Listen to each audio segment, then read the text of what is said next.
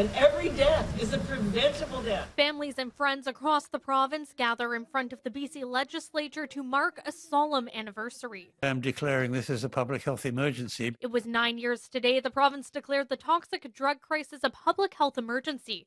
But since then, advocates say the province hasn't treated the crisis like an emergency. 16,000 people have died since that declaration. So we need to be loud, and we need to demand emergency action so that people will not die or be injured by the toxic street drugs. In 2024, Island Health saw a total of 450 suspected unregulated drug supply deaths, which is down from 486 in 2023.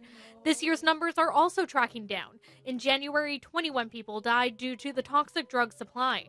The First Nations Health Authority announced today it also saw a 6.8% decrease in deaths from 458 in 2023 to 427 a year later.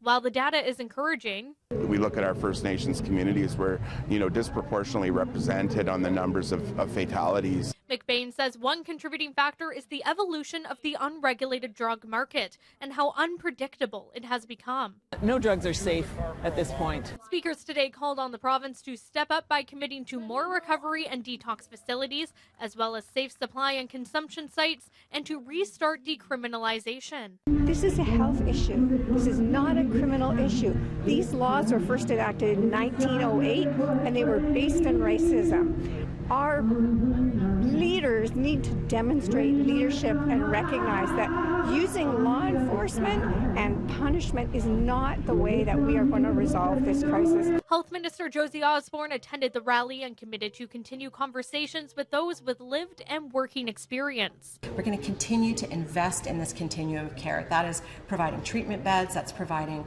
opioid agonist therapies and treatments for people, that's connecting people with all of the supports that they need so that we can help people and see them through this journey through to recovery and wellness. But advocates are asking for more action before it's too late. It's not going to stop anytime soon, but all we can do is keep fighting. In hopes it will help decrease the death rate and finally bring the crisis to an end.